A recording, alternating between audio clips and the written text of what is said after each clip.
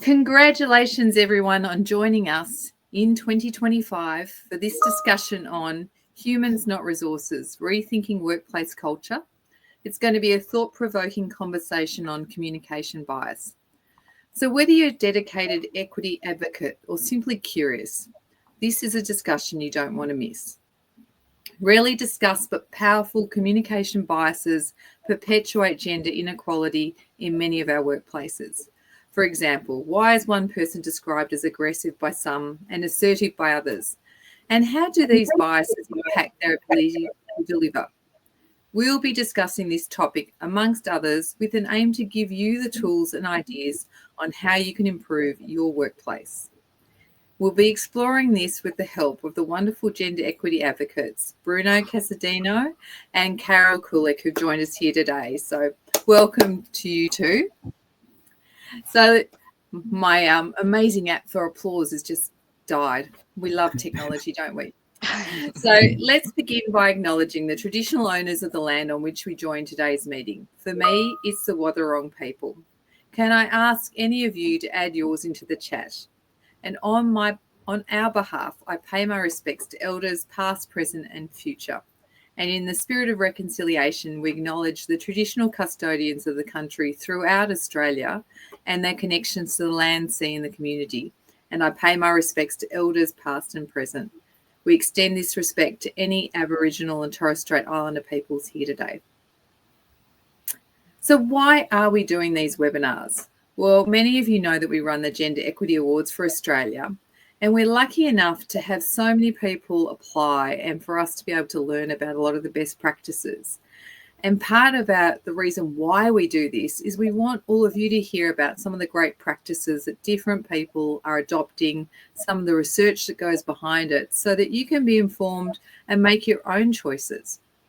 So first of all, I'm going to introduce to you our various panelists today. So the first person I'm going to introduce is Bruno Casadino. He's the Executive Vice President from Capgemini Engineering, the Managing Director for APAC and Middle East. So Bruno is a senior leader in engineering and tech with over 20 years of experience driving growth and innovation. And as a Managing Director for Capgemini Engineering in APAC and the Middle East, he leads very diverse teams of over 4,000 people across multiple industries and countries. He's a strong advocate for inclusive leadership and has built high-performing multicultural teams across global markets. He champions fair results-driven communication and leadership, equity in engineering and business, and he was recognised as LinkedIn's top voice and a top 20 leader for under 40 in Portugal. He's also committed to fostering a culture of innovation, collaboration and diversity in the workplace. And as many of you would know, Capgemini was the winner of both the Intersectional Award and the Enterprise Company Award for the Gender Equity Awards. So with all that being said, great introduction. And I've met Bruno a number of times and he's a really great advocate. Bruno, share with us briefly, why you're so passionate about gender equity. Thank you, Lisa. Hi, Carol, and welcome everyone. So let me start with a disclaimer. So I have been, as you said, working in this industry for more than 20 years. So as soon as I crossed 20, I stopped counting. So just say more than 20. But the reality is that I had been the pleasure to work with many different cultures, many different countries, etc. So all I will share today is based on my experience. So don't take this as the right thing to follow or the wrong thing. So we agree to disagree, I would say. And because I believe that this is a very complex topic and depends very much on the context where we live, from the personal standpoint, but also professionally. And that's why, we can disagree because my experience might or might not resonate on yours. So that said, why I'm passionate about this, Lisa, and I think my reflection about this topic has been evolving over time. So actually, I started my career in a very unique context where, I was working for a technology and engineering company led by a woman as a CEO. and where the board of this company was composed by 3 people. So as I said, a woman as a CEO, another woman as a COO, and another woman as a CFO. So I had to work very hard, to convince them that I deserved to be part of that board team. And actually, I was the first male joining that board team. So, and and this is, I think, it's really the exception in our industry, right? So, Mhm. but I learned so much about this experience because, again, as I said, so I had to gain my space within this team, which were working together for a long time, but also bringing a male perspective to many topics. So as you would imagine, so this was a very challenging but very exciting period of my life. And actually, the board of that company today is 50% males and 50% females, which I think is probably the better balance gender that we might have. But as I said, my perspective on this has been evolving, and being in a leading business kind of role. When we look at some research data points, so we see that the countries that with the highest parity in terms of women's workforce uh,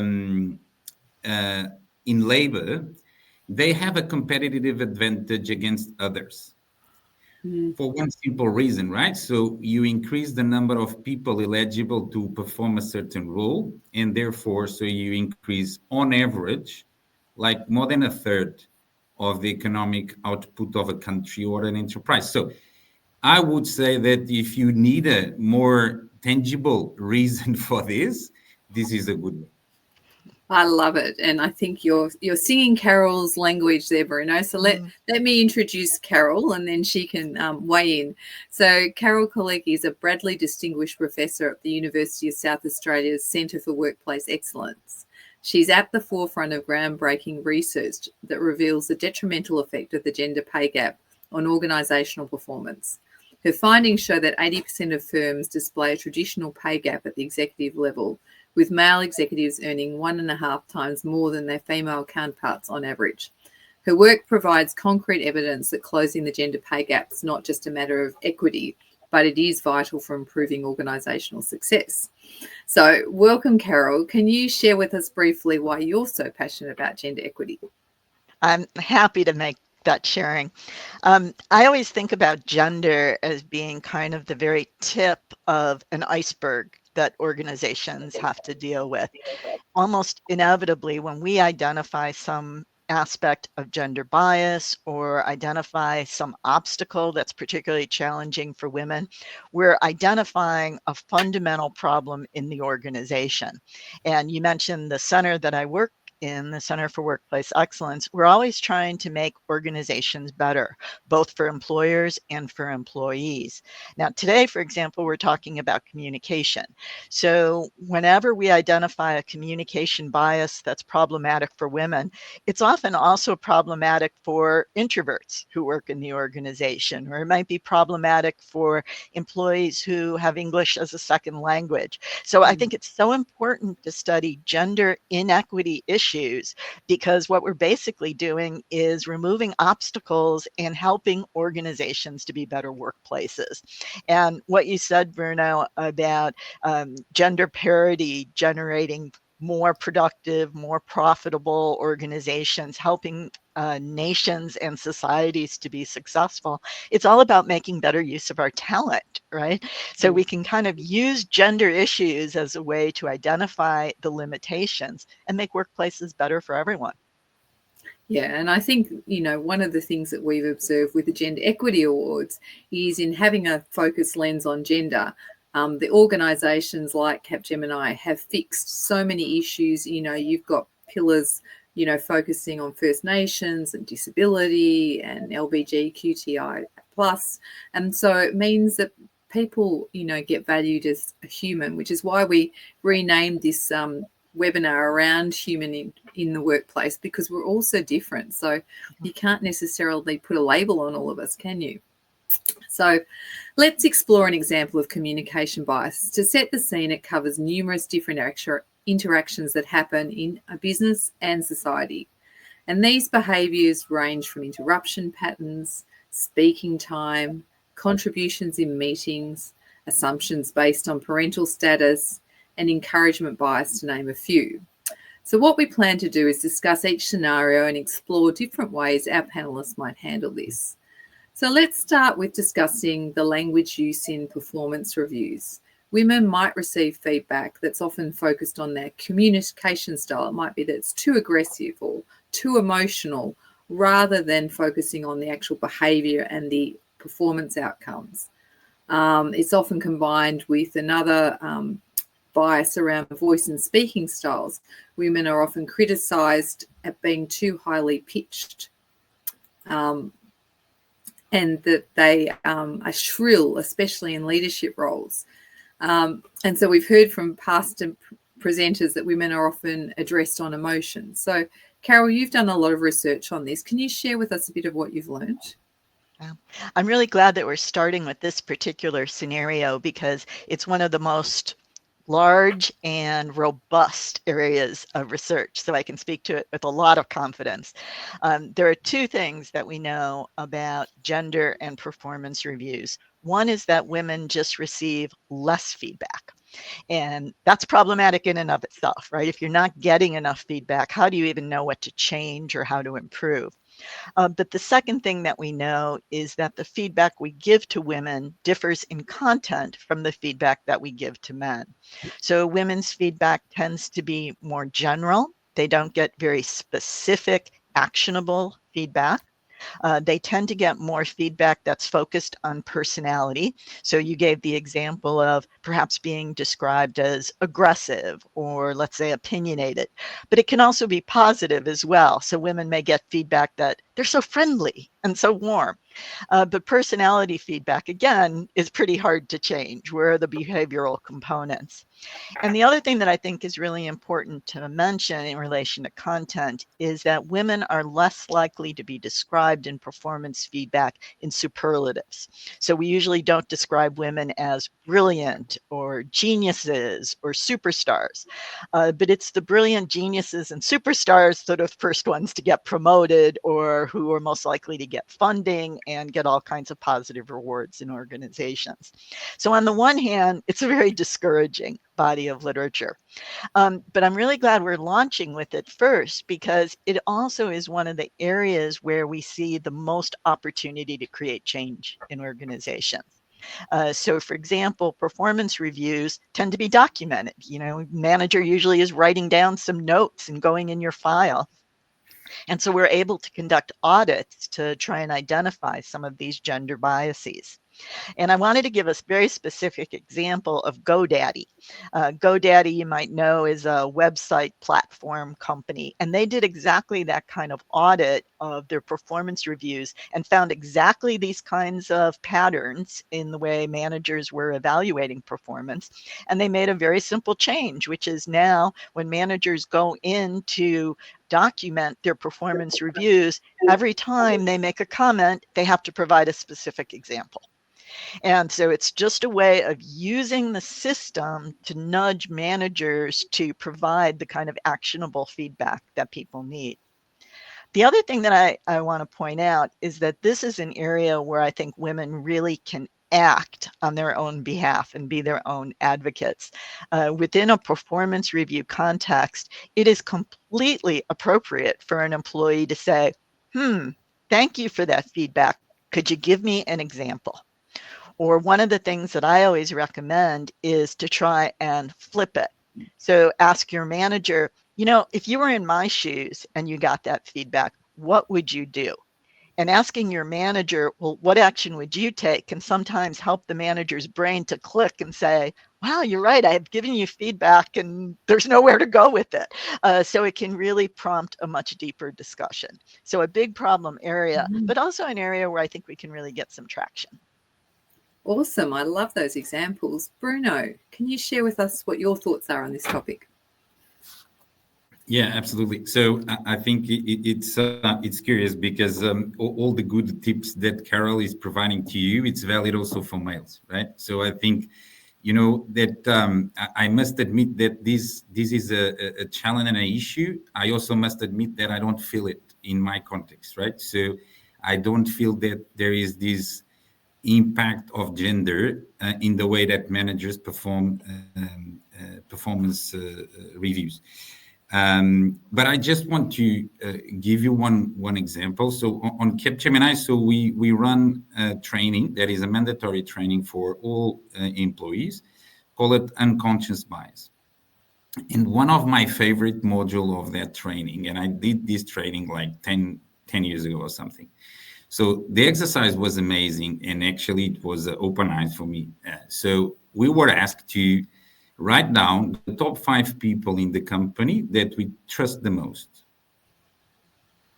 So in front of each name, so we were also asked to include the suburb where the person lived, if we knew, the type of favorite food of that person, the kind of holidays, favorite kinds of holidays that these people would like, hobbies, and some other stuffs.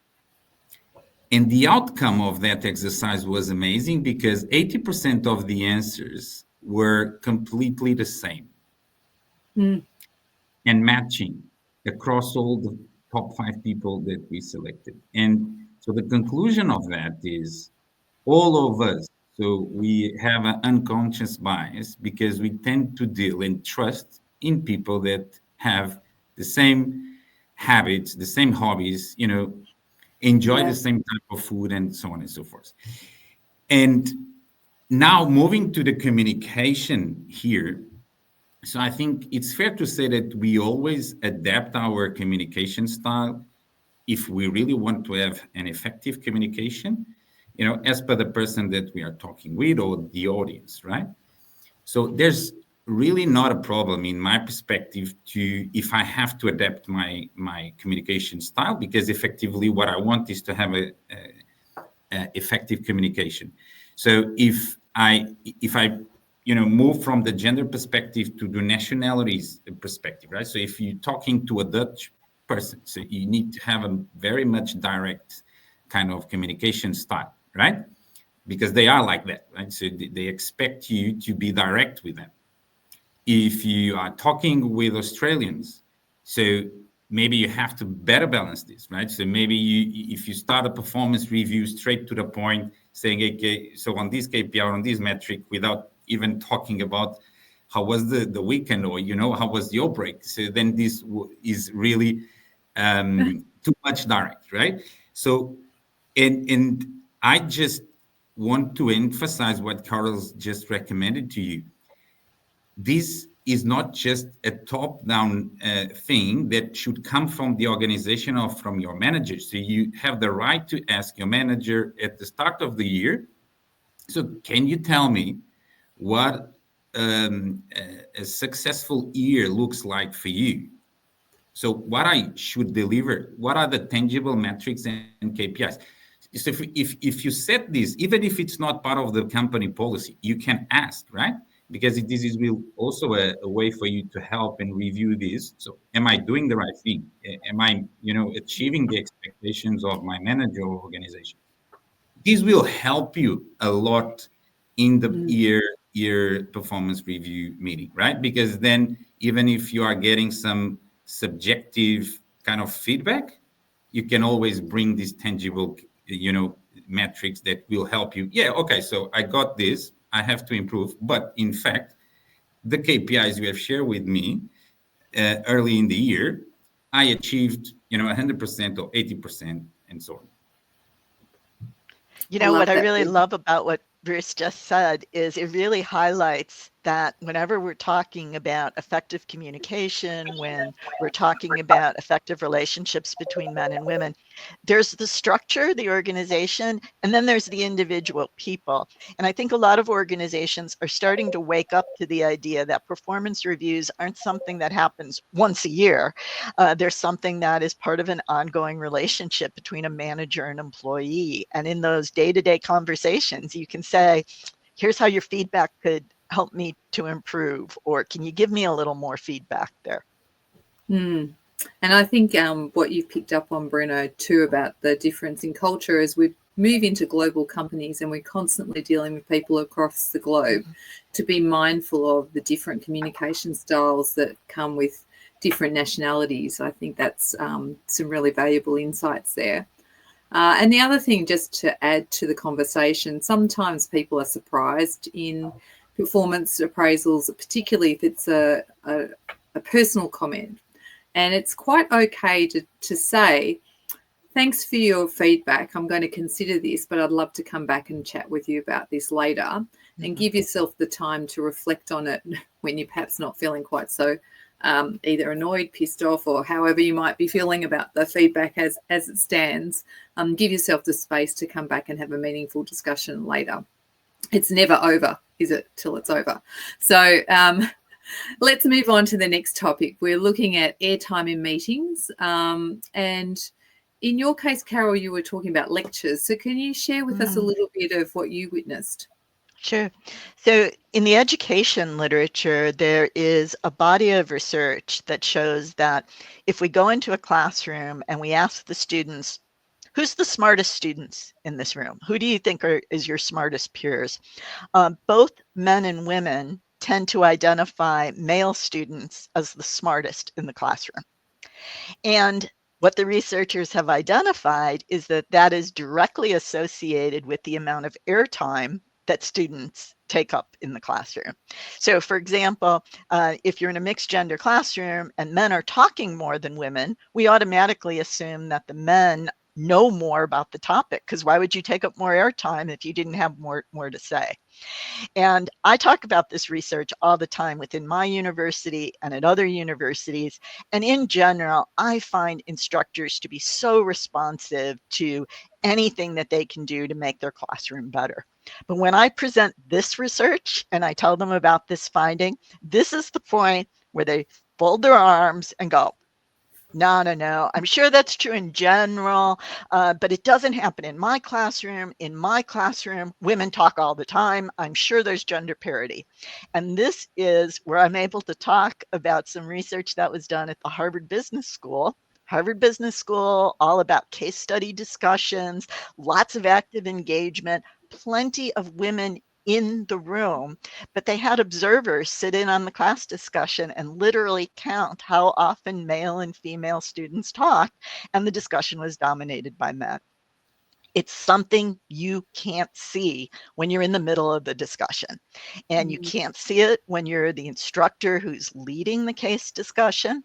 And the same thing happens in organizations. When you're the manager leading the meeting, you're focused on the topic and the issues and making sure that you get to a solution. You're not actively monitoring who is talking. So this is one place, I think, where it's really clear that biases happen in organizations. They emerge through our processes, and we really have to take a little bit of extra care to slow the process down to make sure that we're creating good opportunities for everybody to engage. Wow, how interesting is that? Bruno, do you see this happening in the workplace at all? So because I cover different time zones, I must confess that I spend quite fair amount of hours in meetings. So as Carol said, actually, it's probably we have to stop and review and reflect. But I think this is a reality that happens. So I think, the solution is pretty much about creating the safe environment for people, to speak up, right, and express their vision and opinions. I think what I try to do as a team leader, and I have 5 managing directors reporting to me that are leading different countries. So 2 out of 5 are females. So actually, it's not easy to find females, in my industry, and it took a little bit to find these two that joined the company in the last 2 years. So both are engineers, and they have been working in this industry for a while. So they are used to be the minority gender in the room. So I don't feel that they resist to express their opinion. But what I try to do is also to combine team meetings with individual one-to-one regular catch-ups, so that you can get their vision in a more safe environment. And I think this is a way for me to make sure that I collect the view and the opinions from everybody in the team. And I think so far it's working. I'm sure it is. So, Bruno, you would also describe yourself as a bit of a male ally, and I know you've attended leadership summits for women in tech. And can you share with us your role as a male ally and some of the good work you're doing, and maybe give other men some idea how they can get involved? Sure. I can give you 2 examples of things that I do regularly. So I do mentorship for females, but I must confess that I also do for males. So, especially people that have the ambition to be promoted for a more higher leadership roles. So I also ask my team, whenever we are hiring externally someone for a leadership role, so I ask them to bring 50% of candidates from both genders. So then it's not always very easy, I must confess, especially in some countries. But I always ask this from them. And but I want to tell you probably a story that somehow shows my view in my engagement with this topic. So. 5 years ago, I was in Europe by the time, and so our HR leader decided to leave the organization. So he was a male, quite senior, well-respected in the organization, and he decided to leave. So then we, as a leadership team, we have to go and start a recruitment process. By the time I asked the team, okay, so what is the stage of our organization? So what do we really need from the HR perspective? What are the priorities? And then we said, hey, so we have the department very well organized, but then we would like to increase our engagement score. So because Capgemini performs a monthly engagement score survey, right? And said, okay, so that's a good priority. So let's identify within the company who are the top team managers with the highest engagement score in their team. And then the team brought 3 names. And then while I was looking at some data points on the system, I just realized that there was a person that was not considered on these top 3. And actually, that person had the highest engagement score on the team. So, and I asked, hey, why this person is not in your top 3? And then the team said, because she is pregnant. And I said, okay, so, and what is the reason then to be excluded? Because she is going to be on maternity leave in 2 months. And I said, okay, but we are not selecting a new HR leader for the next year. So we want someone to drive this department for the coming years. So if she is the right candidate, why not? And then actually it was funny because when I decided, okay, so I want to talk with all these, not the top 3, but the top 4.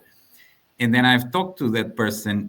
She herself excluded herself by the fact that she was pregnant. So she said, this is not the role for me because you can't survive without an HR leader for 5 or 6 months. And I said, sorry, but I disagree. So do you want that role or not?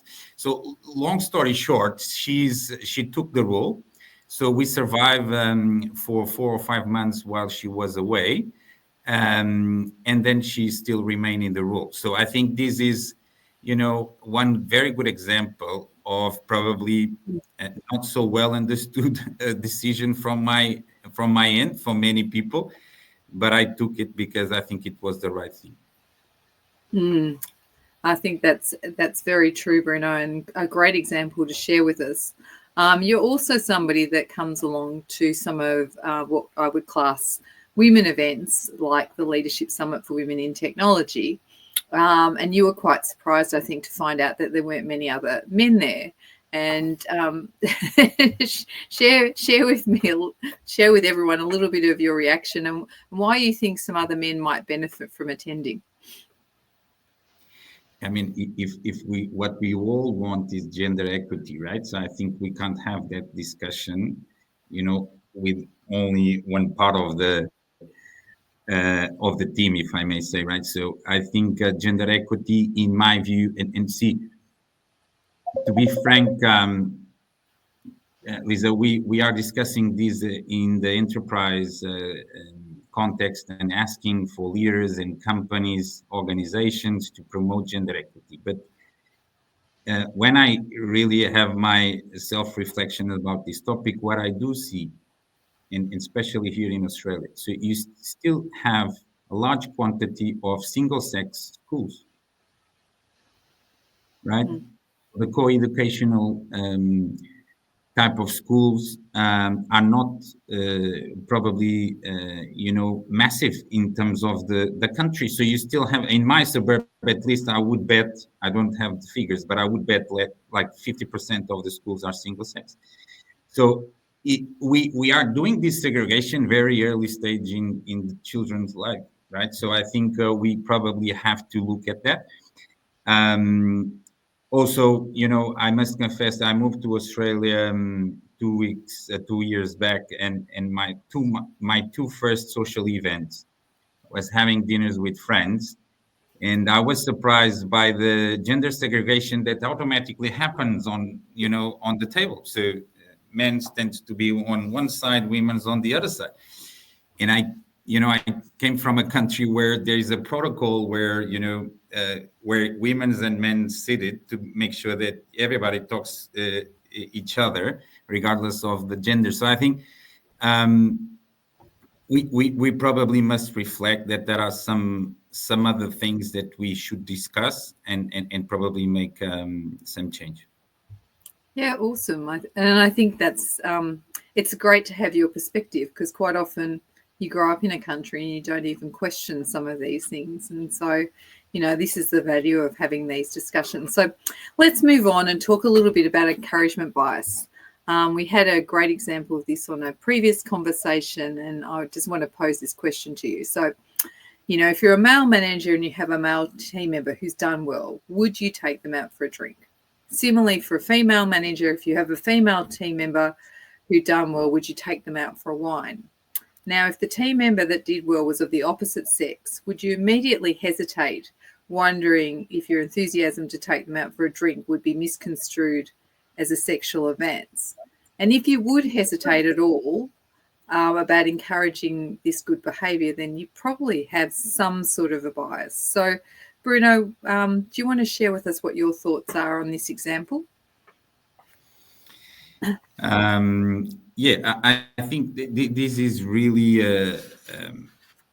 I think that's the reality, right? So I think we can't avoid this. I think the way we probably should address this in companies is, instead of doing celebrations individual with the males or females, we should try to do it as a team. I think therefore, so we are creating this safe environment where everybody feels safe to go without any reservation. But the reality, to be completely frank, is that if you as a male, you invite a woman from the team to go, and have a drink. So this might be perceived as so there you have a further interest on that. So I think we should not ignore this fact. And the way, again, I would propose is to do it as a team. So therefore, so you remove all the eventual concerns that might happen. Carol, what are your thoughts on this topic? So I'll kind of echo. Okay, I'm going to back up just one sentence because I just used the word echo. And I did want to point out in our earlier discussion when we talk about allies that it's not only managers who can be allies, but coworkers. And echoing is one thing that you can do in a meeting to make sure that people's voices are amplified if you're worried that they're going to get lost. It's one way that we can be an ally to one another. So I wanted to echo what Bruno said about making it more of a team event. As somebody who studies organizations, I think, if you're going to celebrate a success, I'm not sure why that needs to be private between a manager and an employee. You really want it to be as public as possible so that other employees know that successes are celebrated and they can role model and share in that excitement. But responding to the specific scenario, Lisa, I don't worry too much about these one-offs. If you miss one drink with your manager because the manager felt uncomfortable taking you out to the local pub, I don't think that's a big drama. Where I worry is about the accumulation of those kinds of events, where sometimes we hear managers say, I'm really reluctant to take on mentoring responsibilities where it's going to involve a lot of one-on-one conversations that aren't happening in public places. Maybe it's going to happen outside office hours. And I think that's where the damage can really come, is if we start avoiding more of the long-term relationships. And I think there are solutions to that as well that are pretty straightforward, right? So maybe they don't have to take place after hours. Maybe they take place in the morning over coffee rather than at night over that glass of wine, if you want to make sure that you're trying to have positive impressions. Or the other possibility is to make sure that you're mentoring multiple people at the same time so that you're role modeling the same behavior across different dyadic relationships. Oh gosh, there's a wealth of great feedback in both of your answers there, I think. That's fabulous. And I love the idea of, rewarding the team as a whole anyway, because, it just builds that whole positive culture of success going forward. So following on from this, let's talk about networking and informal interactions. There's a school of thought that suggests that men are better networkers with more powerful informal networks than women. Bruno, what are your thoughts on this? Yeah, so I must say that my wife is better on networking than myself. So this is the first thing that I want to share. So, but I think probably Carol also have some research to share. I think there are some research that proves that probably women are more conservative on networking activities, especially they might be probably more reluctant to mix business with pleasure, and also to mix personal connections with professional discussions than the males. I think probably this is true. I think the way I would recommend for us to approach this is, so let's work hand in hand, males and females, regarding networking, because therefore you can leverage the best of both. Because I think a woman in a networking event might feel safer if she is just hand in hand with a male colleague, right? Even also the opinions that she might wants to express, or the experience, or etc. I think I can reckon that there is a more a feeling of a safer environment if we do this. And because in reality, and I was just using the example of my wife, because I really believe that women are quite strong on networking. We just need really to make them feel safer to develop those relationships. Although it's also true that many women that I work with, they think the networking is not really for them, and they are more about to deliver tasks and be the best in, on those tasks. Networking is for someone else. Probably that there are some work to be done over there as well with women. Absolutely. Carol, over to you. What's your thoughts? So Bruno knows me well already, right? You're right. I have some research on this. There are some systematic differences between men's networks and women's networks. Broadly speaking, generalizably, men's networks tend to be more vertical. So men tend to know a lot of other men who are at either the same or higher organizational levels as them. Women's networks tend to be more horizontal. So they tend to know a lot of women, both inside their organization, but outside their organization as well, who are at kind of the same organizational level. And you can see that both of those kinds of networks are really useful, right? They're valuable in different ways. If you want to get advancement within your own organization, it helps to have that vertical line. If you're interested in having a broader career and moving across organizations, the far-flung one is probably more valuable. So the advice we always give to everyone is try and diversify your network. You want to have a little bit of both. Now, when Lisa, you introduced me to the audience, you mentioned the work that we do on gender pay gaps. And I want to point out how important networks are in relation to gender pay gaps.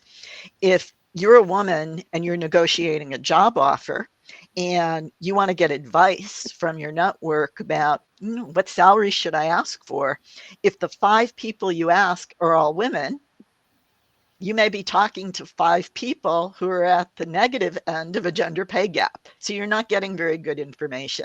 So having diverse networks is super important to make sure that you're collecting good information.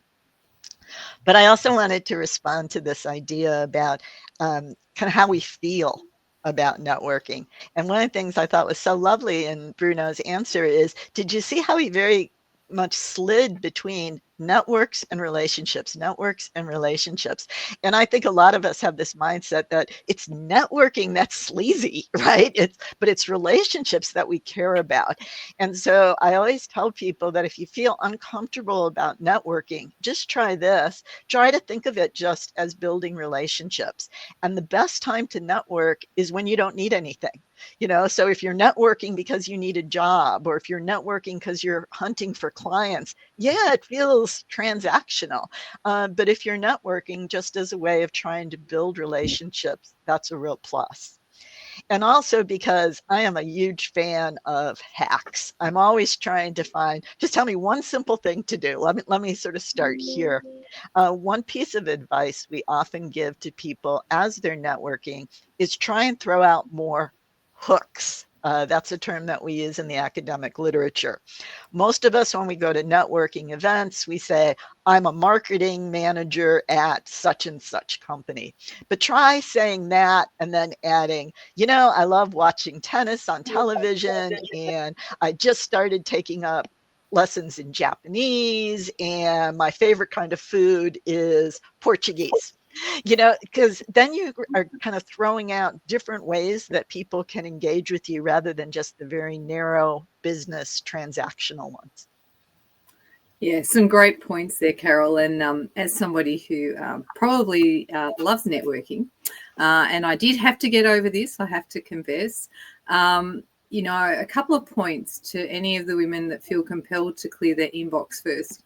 Networking is a key part of actually operationalizing your work. If you know the right people to deal with across the organization or externally, you can often speed up your efficiency and productivity, and spending time on your inbox will not do that.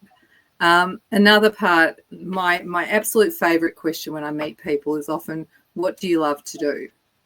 It's not necessarily about work. It's not necessarily about anything. But the answers I get are just gold. And it gives people a license to talk about anything they want to me. And you make much better relationships when you ask genuine questions than if you say, you know, what do you do?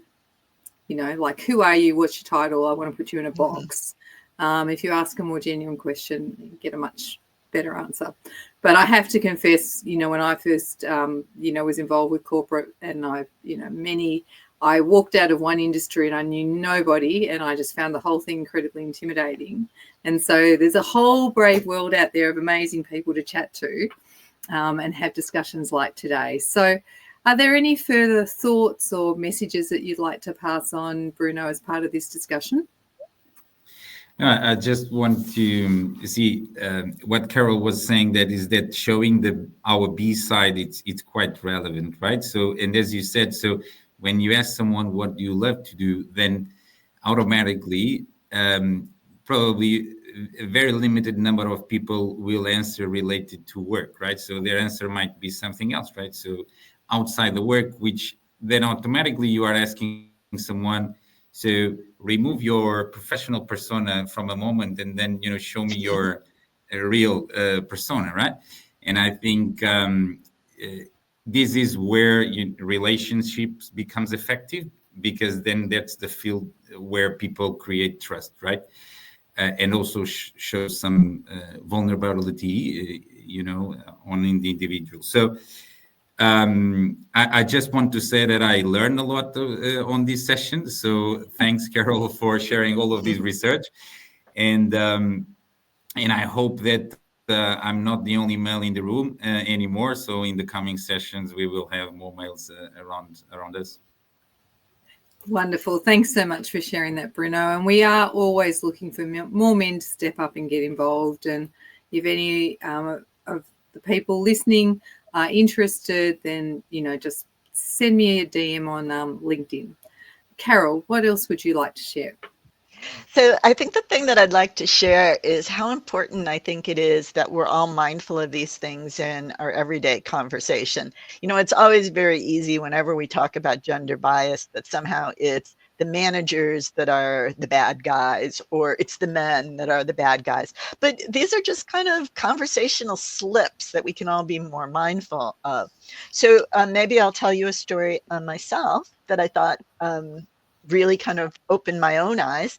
I was talking with another senior researcher, and we were talking about a more junior researcher that we know at another university. And I said, oh, yeah, she's lovely. She'd be great to have on the team.